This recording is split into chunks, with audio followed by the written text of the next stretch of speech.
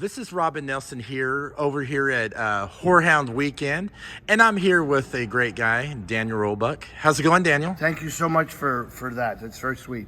It's going great. I love coming to the conventions. People may know this about me, but I'm a fan of horror movies. So I've been to Horrorhound many times before I became Grandpa Munster, and always enjoyed meeting people and signing stuff for them. Now we've upped our game a little because, I am Grandpa Munster, so we try to make a much bigger show out of it. That's pretty good. Also, you're a big Disney fan. You're really big into the Haunted Mansion. How'd you fall in love with Disney? Well, I mean, like any kid does, we watch The Wonderful World of Disney, The Wonderful World of Color. Actually, maybe not like kids today, but kids my age. And you'd see those Disneyland rides, and we were a family that traveled the country, but we never went to Florida, and we never went as far west as California, because I'm sure my father was just like, we can't afford that.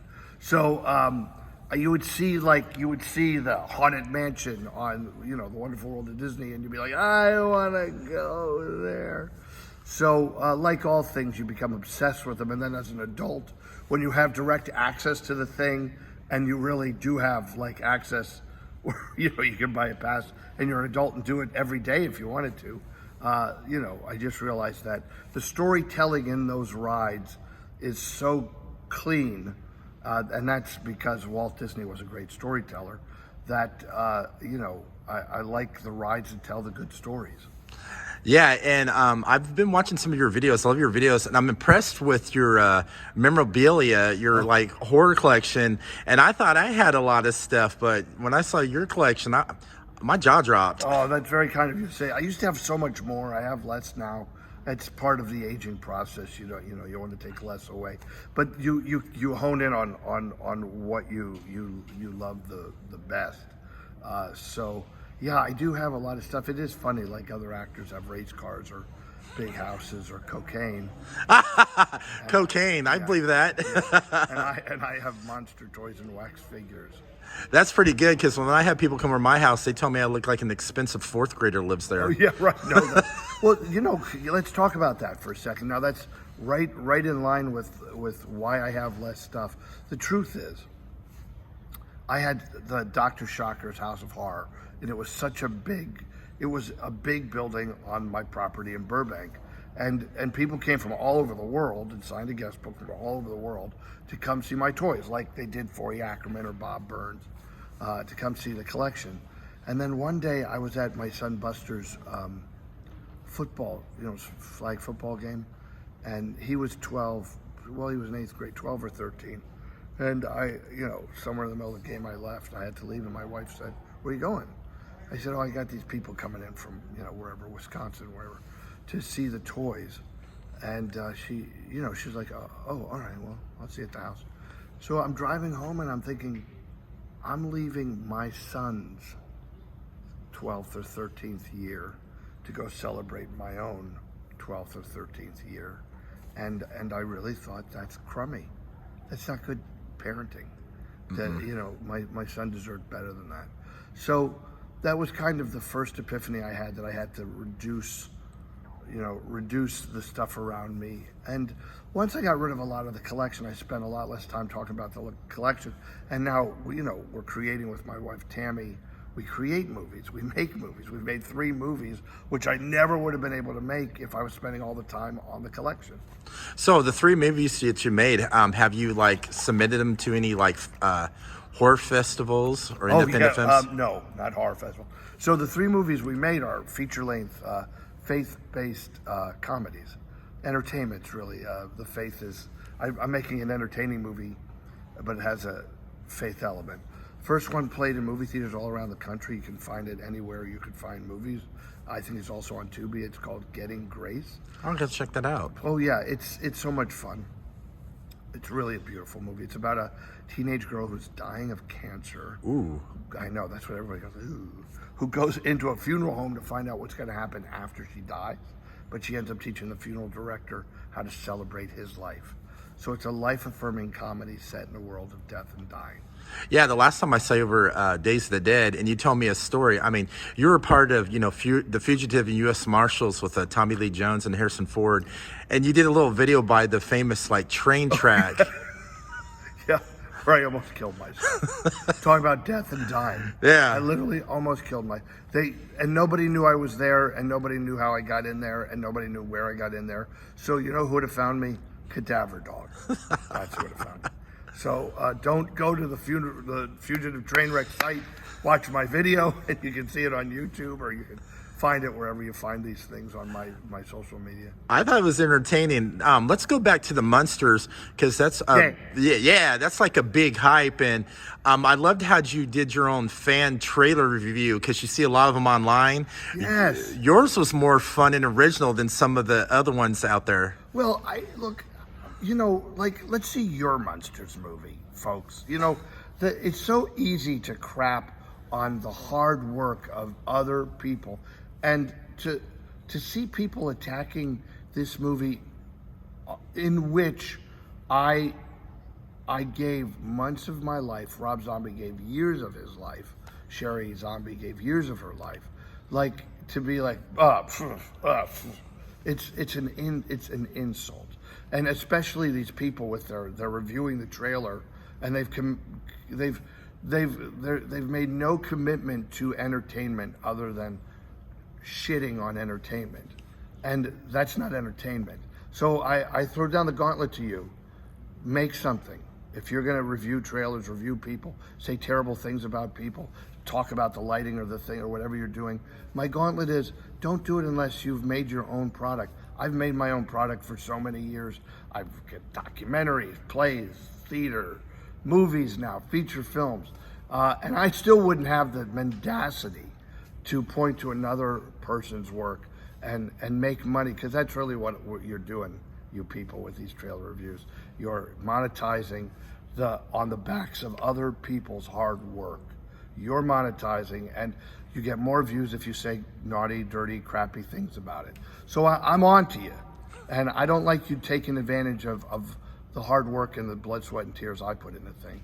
So I say, let's see your Munsters movie. Let's see your any movie. Let's see what you created before you crap on the work of others. And I say that, by the way, with an open heart, because I'm a person who they have to control and regard and respect and take care of. You know what I mean? They're not going to let. I don't even know where people got that idea.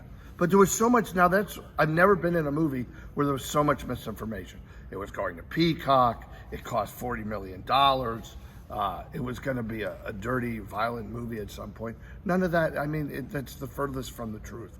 It was conceptualized to be a Netflix movie. It was made by a guy who's an artist who could make a movie, a PG movie, an X movie, a G movie if he wanted to.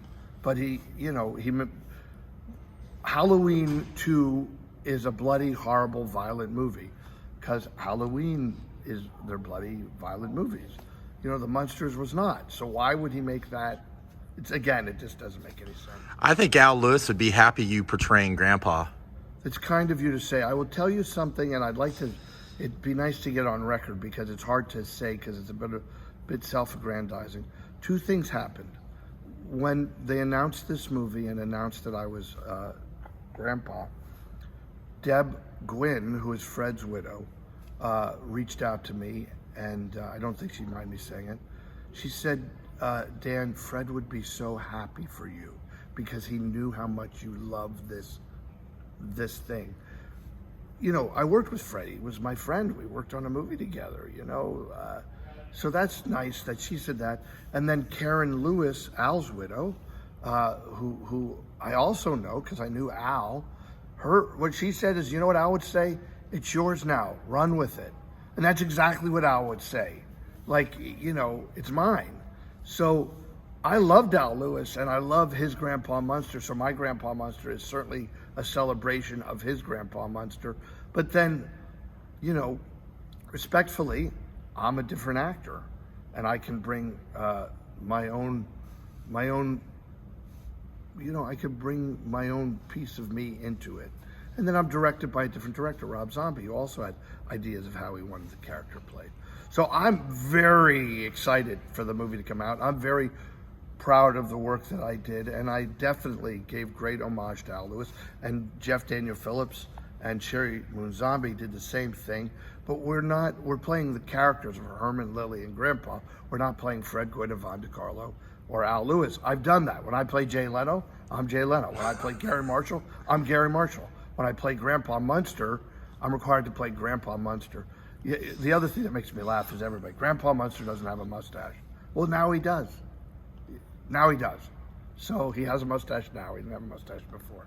Why not? Look at Cesar Romero, who played the original Joker. He refused to shave his mustache off and had the makeup. Right, they made him up. I mean, how cool was Cesar Romero? He was just so cool. It's nice. I like being in that same category as Cesar Romero, although I think he was a much better actor than I was. But look, this is the Munsters now. This is us. So, and we will bring the Munsters to the kids. Because my kids watch black and white, and other people's kids who collect this stuff watch black and white, but the kids in America don't watch black and white. So now they'll find us in color, and maybe they'll go back to search out the black and white version. Another question I'm going to ask you too. I totally respect this, and I like what you do. I love how you help out young filmmakers starting out. Thank you. Yeah, we've started. So we have a not-for-profit, and I invite people to go see it. It's called A Channel of Peace. Channelofpeace.org is where you can find it. And we do the faith-based family films we do through there. And I take no salary to make those movies. And now we're starting a young filmmakers program. If I had any opportunity when I was younger, who knows what else I could have accomplished. And I've been very blessed by God to have been able to accomplish a lot. But I had to travel 3,000 miles to make movies and be in movies. But there's all these great people in the Lehigh Valley who haven't had to do that because they already, I bring the movie there. So we've given great opportunities to actors, and now I want to give great opportunities to crew. Okay, one more last question. I love that movie Dudes, and I grew up in the 80s, in California. I was a little punk rocker guy. Hold on. I'm looking, this guy, by the way, he doesn't look like he grew up in the 80s. He looks like he's 30 years old. That's bullshit. No, I will be 50 3 days after Christmas this year. This is freaking me out. I know. I get that all the time. Yeah. Wait, hold on. You don't have kids, do you? No. Yeah. That's why he looks like that and I look like this. Yeah, so I loved you in Dudes of John Cryer. That was such a fun movie, and I loved how you were playing the punk Indian. How much fun did you have on doing that with John Cryer? Oh, it was great. Truly one of the best movie experiences. Penelope Spheris is so wacky. Mm-hmm. I loved working with her. John and I are starting to talk about maybe making another movie together. So maybe next year I'll be able to pull that off. He's a great guy. We had great fun. We were celebrating the movie at a big retrospective in Los Angeles, and John said, people talked about the punk rock, and John said, "Let me get this straight. Dan Roebuck and I, we're theater folk." In fact, I think he said musical theater folk. So, although he has a very much wider swath of understanding of music than I do. But, I was playing a punk rocker. I was not a punk rocker. Same with River's Edge. I mean, I almost cost myself the job because after they cast me in River's Edge, I'd gone in such deep character that they cast me, and I went over to take a bottle of wine to the director, and I was wearing a suit coat and my glasses, and I had my wife with me. She was 5 years older than I was. And when I handed the director the wine, I said, "This is for you." And he goes, "Oh, that's so nice. Who's it from?" And I said, "It's me, Danny Roebuck." And he was like... So I literally almost cost myself the job. It turned out great. But yeah, thank you so much. Look, yeah. I've been very, very, very lucky. I've worked in every genre of movies, and I work in the biggest blockbusters, and I work in the movies for the people who say, "Hey, we're making a faith-based movie in West Virginia. Could you come do a day?" Yes, I go and do a day. Or a horror movie, you know what I mean? I do whatever I do. But I've been very blessed to have a long, long career, and I'm grateful to people who follow it, and so thank you for that. Yeah, before I get off, where can everybody find you on social media so they know what you're doing next? I'm Mr. Daniel Roebuck, and that's not because I think too highly of myself. So everybody lost the password for Daniel Roebuck, so I had to become. It's just ridiculous. It's like when you go, you want your name in your email, but they're like someone else has it. Who has my name?